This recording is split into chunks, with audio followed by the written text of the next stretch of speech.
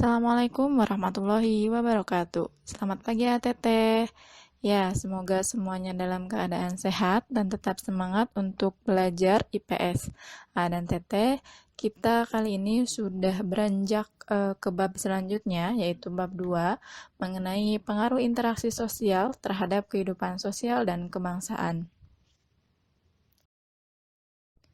Sebelum kita memulai pembelajaran kita pada pagi hari ini, seperti biasa malah kita mulai dengan membaca basmalah bersama-sama. Bismillahirrahmanirrahim. Ya, dan Teteh, untuk di bab 2 ini kita akan bahas mengenai pengaruh interaksi sosial terhadap kehidupan sosial dan kebangsaan. Ada 3 materi pokok, yaitu mobilitas sosial, pluralitas, konflik, dan integrasi. Nah, apa saja sih yang dimaksud dengan mobilitas sosial, pluralitas, konflik, dan integrasi? Tentunya ini adalah hal baru, istilah-istilah baru yang mungkin dan Teteh baru tahu ya, baru mendengar istilah tersebut. Kita akan bahas di bab ini, namun untuk hari ini kita hanya akan membahas bagian mobilitas sosialnya saja. Nah, oleh karena itu, dan Teteh silahkan disiapkan catatannya, kemudian mencatat hal-hal penting. Apabila mungkin yang ada di tampilan video ini belum Ibu sebutkan, hal-hal pentingnya boleh langsung catat. Kemudian tidak lupa juga ketika sudah mencatat dan menyimak sampai selesai, silakan dan Teteh boleh berkomentar, tuliskan nama, kemudian kelasnya, dan juga hadir gitu ya, dituliskan biar untuk mengecek kehadiran dan Teteh. Oke, kita mulai saja untuk membahas mengenai materi hari ini. Nah, untuk pembahasan mengenai mobilitas sosial ini ada 5 hal penting yang akan kita bahas hari ini, yaitu pengertian mobilitas sosial itu apa, kemudian bentuk-bentuk mobilitas sosial itu yang seperti apa, faktor pendorong dan penghambat mobilitas sosial, kemudian saluran-saluran mobilitas sosial, dan juga dampak mobilitas sosial. Ini kita akan bahas semuanya hari ini, jadi silahkan dan Teteh simak baik-baik dan kemudian catat hal-hal pentingnya. Nah, dan Teteh, sebelum kita mengetahui apa sih yang dimaksud dengan mobilitas sosial, nah coba dilihat dulu di sini gambarnya ya. Yaitu ada gambar seorang bapak, namanya beliau adalah Khairul Tanjung. Ada yang kenal? Atau ada yang tahu? Atau ada yang ngefans sama bapak ini? Ya, beliau ini adalah Bapak Khairul Tanjung dengan julukan si anak singkong. Kira-kira kenapa sih kok Bapak Khairul Tanjung ini mendapatkan julukan si anak singkong? Ya, Bapak Khairul Tanjung ini adalah salah satu orang yang menduduki peringkat ke-6 terkaya di Indonesia. Nah, kok bisa menjadi terkaya? Ternyata beliau memiliki kisah yang panjang dari perjalanan karirnya. Jadi, Pak Khairul Tanjung ini bukanlah seorang anak dari konglomerat atau yang memiliki warisan banyak, bukan. Tetapi Bapak Khairul Tanjung ini adalah dari kalangan yang biasa-biasa saja, bahkan tergolong sederhana. Nah, kemudian Bapak Khairul Tanjung ini karena orang tuanya serba keterbatasan, akhirnya beliau mempunyai tekad yang tinggi untuk bisa berpendidikan tinggi, kemudian tidak ingin membebankan kedua orang tua, dan mulai dari situ Pak Khairul Tanjung ini merintis usaha dari mulai kuliah. Beliau ini lulusan kedokteran gigi Universitas Indonesia dan juga menjadi mahasiswa terbaik pada zamannya. Nah, Pak Khairul Tanjung ini tidak hanya jadi mahasiswa terbaik di bidang akademik saja, tetapi beliau juga bisa memanfaatkan keadaan dengan cara apa? Dengan cara berbisnis. Apapun beliau lakukan untuk bisa mengurangi beban orang tuanya. Jadi dari biaya kuliah dan lain sebagainya itu tidak dari orang tua, tetapi beliau nyari sendiri.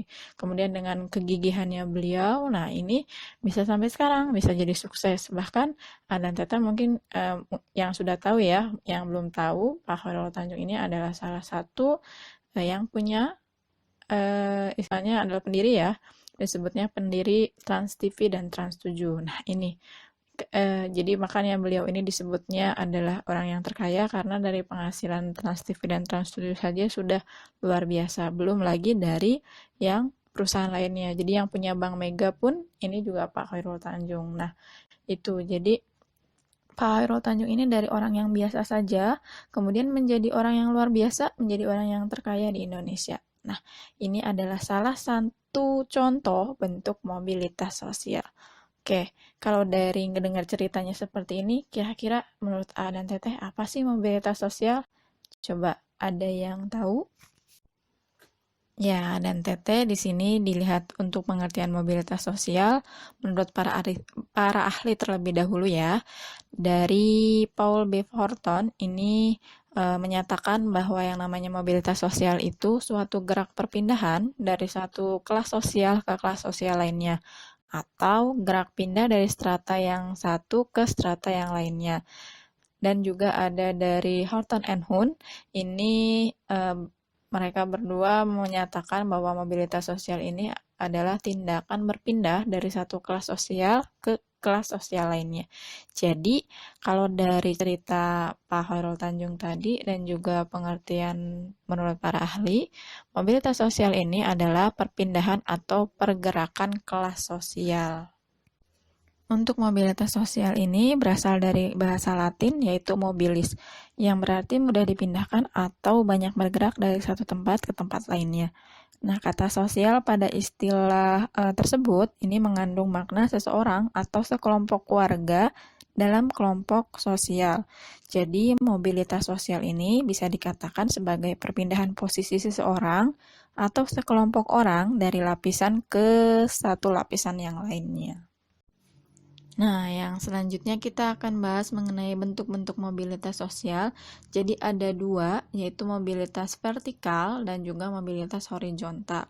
Kalau untuk yang vertikal, jadi kalau vertikal itu arahnya ke atas ke bawah ya. Kalau yang horizontal ini sejajar. Nah, mobilitas vertikal itu ada dua, mobilitas ke atas dan mobilitas ke bawah. Kalau yang mobilitas ke atas ini namanya adalah social climbing. Nah, terjadi biasanya karena adanya peningkatan status kedudukan atau bisa jadi karena adanya perpindahan dari status sosial yang rendah ke yang lebih tinggi. Nah, itu yang disebut dengan mobilitas ke atas. Untuk yang mobilitas ke bawah atau social sinking ini adalah penurunan status atau kedudukan seseorang. Nah, jadi contohnya seperti ini. Misal seorang karyawan, nih karena prestasinya baik, rajin kerjanya dan lain sebagainya. Nah, akhirnya diangkat menjadi direktur atau manajer. Nah, itu adalah salah satu contoh mobilitas ke atas. Jadi meningkat ya. Yang tadinya karyawan jadi direktur atau jadi pokoknya jajaran yang pentingnya atau yang tadinya biasa-biasa aja, rakyat biasa misalnya, kemudian dipilih jadi bupati, nah itu termasuknya juga mobilitas ke atas. Kalau yang mobilitas ke bawah, kan tadi disebutkan kalau ini adalah penurunan status atau kedudukan seseorang. Nah, contohnya di sini misal ya, terjadi karena adanya memasuki masa pensiun, kemudian turun jabatan, atau bisa jadi bahkan dipecat. Nah, contohnya yang apa misalnya? Misalnya adalah Presiden B.J. Habibie. Nah, itu Pak Presiden B.J. Habibie kan tidak menjadi presiden. Itu contohnya adalah contoh mobilitas ke bawah. Jadi karena tadinya beliau menjadi presiden kan jadi orang nomor 1 di Indonesia. Kemudian tidak jadi presiden, jadi rakyat biasa. Nah, itu termasuknya adalah mobilitas ke bawah karena ada penurunan status. Kalau untuk yang mobilitas horizontal, ini adalah perpindahan status sosial seseorang dalam lapisan sosial yang sama. Jadi misalnya, nih ada kejadian, contoh namanya Pak Zainuri ya. Nah, Pak Zainuri ini merupakan contoh mobilitas horizontal. Nah, Pak Zainuri ini pindah ke sekolah lain. Jadi misalnya beliau menjabat sebagai kepala sekolah nih di satu sekolah. Namun beliau dipindahkan ke sekolah lain, tetapi jabatannya sama menjadi kepala sekolah juga. Nah, itu termasuknya adalah mobilitas horizontal. Jadi jabatannya masih sama dan dalam lingkup yang sama, dalam lingkup kependidikan. Begitupun hal yang lainnya, misalnya manajer, seorang manajer bank satu ke masih dalam satu bank yang sama, tetapi pindah cabang. Nah, itu termasuknya masih sama ya, mobilitas sosial horizontal. Itu adalah bentuk-bentuk mobilitas sosial.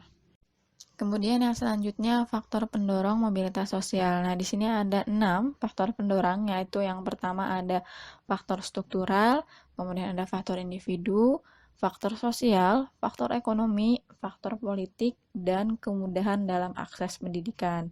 Nah, yang pertama yaitu faktor struktural. Ini biasanya karena adanya struktur organisasi atau status sosial. Jadi, bisa mendorong terjadinya perpindahan sosial tersebut. Misalnya, sudah ada dalam kepengurusan atau organisasi. Nah, karena biasanya misalnya tadinya menjadi staf saja, kemudian menjadi kepala departemen. Nah, itu yang bisa mendorong mobilitas sosial. Jadi karena adanya faktor struktural itu. Kemudian yang kedua yaitu faktor individu. Nah, ini ada terjadi karena adanya perbedaan sikap, pengetahuan, dan juga keterampilan. Itu sudah jelas ya. Jadi biasanya karena orangnya telaten, kemudian rajin, dan lain sebagainya. Nah, akhirnya bisa menjadi pendorong untuk bisa lebih baik lagi. Bisa mobilitas sosialnya jadi berpindah itu dari yang tadinya biasa aja menjadi ya luar biasa. Itu faktor individunya. Kemudian yang ketiga yaitu faktor sosial. Ini faktor sosial ini karena keadaan sosial ya, jadi karena keadaan lingkungannya, bisa jadi karena warisan atau juga karena perjuangan. Jadi ada yang karena turunan, istilahnya misalnya ada teteh dari turunan konglomerat nih, kemudian diwariskan. Nah, itu kan biasanya jadi istilahnya karena tidak mau jadi yang biasa-biasa saja, nah harus meneruskan usahanya orang tua dan teteh, nah sehingga yaitu, jadi ini adalah sebagai pendorong mobilitas sosial. Jadi tidak mau biasa-biasa saja ya akhirnya meneruskan usahanya tersebut. Jadi karena perjuangan, jadi yang tadinya ada dan teteh biasa-biasa saja nih, pengen berjuang, pengen membahagiakan kedua orang tua, pengen tidak membebankan kedua orang tua seperti Pak Khairul Tanjung tadi. Nah, itu juga bisa. Jadi karena adanya faktor sosial tadi, dan teteh bisa naik mobilitas sosialnya atau status sosialnya. Yang keempat yaitu faktor ekonomi. Nah, ini sudah jelas karena keadaan ekonomi, jadi tidak dapat dipungkiri ya bahwa zaman sekarang itu semuanya ingin bisa memenuhi kebutuhan pokok dalam keluarganya masing-masing maupun dalam individunya masing-masing. Jadi ada teteh juga kan perlu makan, perlu minum, dan lain sebagainya. Itu sekarang tidak bisa didapatkan dengan gratis, kecuali mungkin ada teteh mulai dari nanamnya sendiri, kemudian mengolahnya sendiri. Nah, itu. Tapi kan juga sama ya, mengolah bahan-bahan tersebut juga perlu ada yang dibeli. Nah, ini karena adanya faktor ekonomi tersebut, sehingga menjadikan seseorang ingin meningkatkan status sosialnya itu. Kemudian yang kelima yaitu faktor politik. Nah, ini karena stabilitas kondisi politik. Jadi sekarang lagi memanas ya politiknya. Nah, ini menjadikan faktor pendorong. Jadi yang lain misal mendukung satu kubu atau salah satu orang, nah untuk bisa mendapatkan jabatan yang dia inginkan atau posisi yang dia inginkan, itu karena faktor politik. Kemudian yang keenam yaitu kemudahan dalam akses pendidikan. Nah, ini ya dan teteh zaman sekarang dan teteh sudah sangat mudah dalam hal mendapatkan pendidikan. Jadi sekarang itu sangat bebas sekali ya, dan teteh mau memilih pendidikan apa saja, bahkan ada yang formal, non formal. Maksudnya non formal di sini bisa jadi kursus atau bisa jadi homeschooling. Itu sekarang sangat mudah ya. Kalau zaman dulu ya zaman dulu sekali itu bahkan kan yang perempuan saja harus berjuang untuk mendapatkan haknya bisa belajar.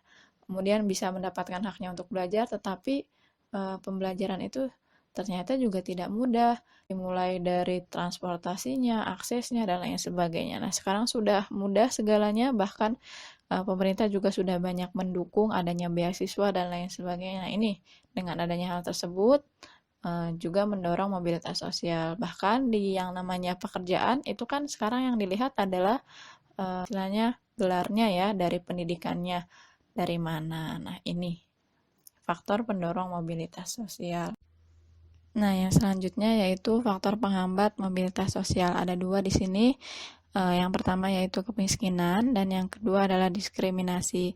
Untuk kemiskinan ini, faktor ekonomi ini dapat membatasi adanya mobilitas sosial. Jadi bagi masyarakat miskin, mencapai status sosial tertentu itu merupakan hal yang sangat sulit. Karena apa? Karena salah satu penyebabnya adalah pendidikan yang rendah, sehingga tidak bisa mendapatkan status sosial yang tinggi. Jadi masyarakat yang berpendidikan rendah berpengaruh terhadap kualitas sumber daya manusia. Akibatnya, tingkat kemudahan untuk mendapatkan pekerjaan itu sangat terbatas. Ya, tadi ya, seperti yang Ibu bilang tadi. Jadi, semakin tingginya seseorang pendidikan, itu sekarang semakin mudah untuk bisa mendapatkan pekerjaan. Dan juga tidak dapat dipungkiri akan mempermudah untuk meningkatkan mobilitas sosialnya atau status sosialnya itu. Jadi yang tadinya jadi biasa aja bisa jadi pangkatnya lebih tinggi atau jabatannya lebih tinggi. Yang kedua yaitu diskriminasi. Yang namanya diskriminasi ini adalah pembedaan perlakuan karena alasan perbedaan bangsa, suku, ras, agama, dan juga golongan. Pada masa penjajahan, ini terjadi diskriminasi pemerintah Hindia Belanda terhadap masyarakat keturunan Eropa dan juga masyarakat Indonesia. Jadi dalam memperoleh pendidikan, masyarakat Indonesia ini disediakan sekolah yang kualitasnya sangat berbeda dengan sekolah-sekolah untuk orang Eropa. Hal ini tentu mempersulit mobilitas sosial rakyat Indonesia. Nah, jadi karena adanya diskriminasi ini, sangat menghambat terjadinya peningkatan status sosial yang ada di masyarakat. Yang selanjutnya yaitu saluran mobilitas sosial. Nah, apa sih yang dimaksud dengan saluran? Jadi, saluran ini maksudnya adalah sarana tempat untuk terjadinya mobilitas sosial atau perpindahan dari satu status ke status yang lebih tinggi ya, status yang rendah ke yang lebih tinggi. Nah, di sini ada 4 saluran, yaitu ada pendidikan, organisasi politik, organisasi ekonomi, dan organisasi profesi. Yang pertama yaitu organisasi pendidikan. Pendidikan merupakan saluran bagi mobilitas vertikal yang sering digunakan, karena melalui pendidikan orang dapat mengubah statusnya.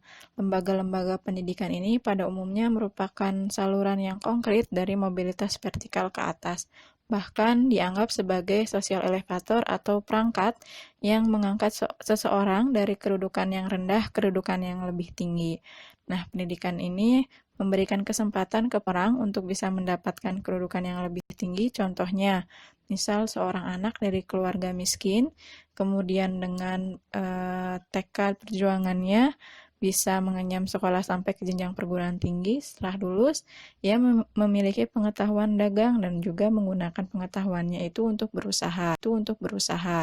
Nah, setelah berhasil, setelah sukses, ini menjadi pengusaha yang sukses, sehingga otomatis status sosialnya ini juga meningkat. Yang tadinya dari orang miskin atau keluarga miskin, kemudian menjadi yang statusnya lebih tinggi, jadi tidak miskin lagi, tadi jadi pengusaha sukses.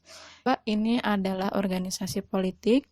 Banyak contoh orang yang meniti perjuangan karir di organisasi politik ya, seperti yang Teteh ketahui, ini sudah jelas. Jadi biasanya kan banyak nih, misal orang tuanya beliau menjadi salah satu pejabat karena adanya politik, kemudian tidak bisa dipungkiri juga anaknya bisa jadi juga ikut terjun di dunia politik ini. Nah, itu salah satu contoh organisasi politik menjadi saluran mobilitas sosial. Jadi karena adanya tadi keturunan ya, atau juga karena adanya bisa jadi karena adanya kepercayaan, jadi sudah ilmunya sudah ada dari orang tua, sehingga mengakibatkan ya tadi meneruskan perjuangan orang tuanya.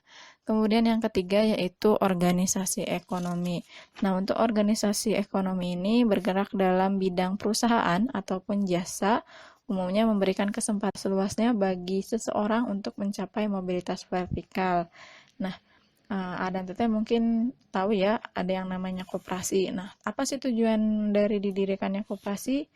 Ini tentu untuk mensejahterakan anggotanya. Karena itu, koperasi akan melayani kebutuhan anggotanya, nah, dan mengutamakan pelayanan terhadap anggota yang ada di koperasi tersebut. Dengan adanya hal tersebut, melalui organisasi koperasi, kesejahteraan anggota ini dapat diperjuangkan. Dan keberhasilan perjuangan koperasi ini juga mencerminkan keberhasilan perjuangan anggotanya. Jadi itu salah satu contoh di organisasi ekonomi. Jadi yang terlibat di satu perusahaan atau perusahaan barang atau perusahaan jasa. Kemudian yang keempat yaitu organisasi profesi. Organisasi profesi ini contohnya adalah misal kalau guru ya, ada yang namanya Persatuan Guru Republik Indonesia atau PGRI. Atau misalnya dokter, ada Ikatan Dokter Indonesia atau IDI. Ada juga Himpunan Pengusaha Muda Indonesia atau HIPMI, dan juga organisasi profesi lainnya. Ini juga bisa menjadikan saluran mobilitas sosial. Jadi tadi yang seperti Ibu bilang ya, jadi zaman ini tidak dapat dipungkiri kalau kita itu perlu ada yang namanya channel atau misalnya kepercayaan dari orang lain itu untuk bisa meningkatkan status sosial. Jadi tidak hanya dari keluarga saja atau teman-teman terdekat saja, jadi kita harus menjalin kerjasama dengan orang lain. Yang selanjutnya ini adalah pembahasan terakhir mengenai mobilitas sosial. Itu adalah dampak mobilitas sosial. Yang namanya dampak ini ada dampak positif dan juga ada dampak negatif. Dampak positifnya ini ada 3 hal. Yang pertama itu mendorong seseorang untuk lebih maju, kemudian mempercepat tingkat perubahan sosial, dan yang terakhir yaitu meningkatkan integrasi sosial. Nah, dampak positif ini kan tadi ya, jadi mendorong seseorang untuk lebih maju, jadi tidak hanya diam di tempat saja, tidak hanya pasrah dengan keadaan saja. Nah, itu mengakibatkan seseorang jadi bisa meningkat status sosialnya. Kemudian mempercepat tingkat perubahan sosial, tadi yang seperti Ibu bilang ya, jadi yang tadinya biasa-biasa saja, jadi seseorang yang bisa memiliki status di kehidupan sehari-harinya, kemudian juga meningkatkan integrasi sosial. Untuk meningkatkan integrasi sosial ini, contohnya yaitu ia akan menyesuaikan diri dengan gaya hidup, nilai-nilai, dan norma-norma yang dianut oleh kelompok orang dengan status sosial yang baru, sehingga terciptanya integrasi sosial. Integrasi sosial ini adalah penggabungan ya, jadi yang tadinya kan orang tersebut biasa-biasa saja nih, kemudian naik status sosialnya jadi memiliki jabatan yang lebih tinggi. Nah, berarti kan pergaulannya juga lebih menyesuaikan dengan jabatannya tersebut itu. Kemudian dampak negatifnya ada 2 hal yang di sini, yaitu terjadinya konflik, kemudian juga bisa mengakibatkan gangguan psikologis. Kalau konflik itu tadi, jadi karena ingin mendapatkan status sosial yang lebih tinggi, nah dengan perasaan yang sama satu orang dengan orang lainnya itu biasanya terjadi saling tuduh menuduh, saling adu domba dan lain sebagainya. Pokoknya pakai cara kotor, saling berkompetisi dan lain sebagainya. Ini dampak negatifnya. Jadi bisa mengakibatkan konflik juga, yang tadinya mungkin berteman baik, tapi karena tadi pingin status sosialnya lebih tinggi, nah sehingga mengakibatkan konflik. Nah, bahkan lebih parahnya ini yang kedua, mengakibatkan gangguan psikologis. Jadi tadi karena targetan yang harus tercapai tetapi tidak tercapai, nah itu kan bisa membuat stres ya. Bahkan ada misalnya nih orang kayak politikus itu ya, yang nyalonin DPRD kayak gitu-gitu kan biasanya perlu kampanye dan lain sebagainya. Nah, kampanye ini juga mengeluarkan uang yang banyak. Nah, uangnya itu dari mana? Uangnya juga kan mau tidak mau harus punya uang banyak dan juga mengeluarkannya juga luar biasa ya. Tapi bisa jadi kalau misalnya tidak keterima kan jadi istilahnya tidak balik modal. Nah, karena adanya hal tersebut bisa jadi orang tersebut juga jadi kayak stres gitu mikirin bagaimana kelanjutan hidupnya. Nah, ini dampak negatif dari mobilitas sosial. Nah, dan Tete, tibalah kita di penghujung materi untuk yang mengenai mobilitas sosial ini. Sebelum kita mengakhiri pembelajaran kita pada pagi hari ini, Ibu akan menyampaikan informasi sedikit. Nah, di situ ada ya, sudah ada tulisannya. Jadi, untuk minggu depan akan ada ulangan atau uji kompetensi bab 1, karena yang bab 1 ini kan belum diuji kompetensikan ya. Jadi silahkan dan Teteh persiapkan, catatannya dibaca lagi, kemudian bagi yang belum mencatat atau menyimak dengan baik silahkan disimak lagi. Nanti kita akan ulangan melalui Google Form. Kemudian soalnya juga tidak banyak, insya Allah tidak lebih dari 20, paling hanya 15 soal saja. 10 pilihan ganda atau 5 esai bisa, atau 15 pilihan ganda semua. Itu untuk informasinya hari ini. Ya, dan Teteh, demikianlah pembelajaran kita pada pagi hari ini. Terima kasih banyak yang sudah menyimak dan sudah mencatat hal-hal penting yang seharusnya dicatat. Marilah kita tutup pembelajaran kita pada pagi hari dengan bacaan hamdalah bersama-sama. Alhamdulillahirrabbilalamin. Ya, dan Teteh, sehat-sehat di rumah, tetap semangat. Ibu akhiri, wabillahi taufiq wal hidayah. Wassalamualaikum warahmatullahi wabarakatuh.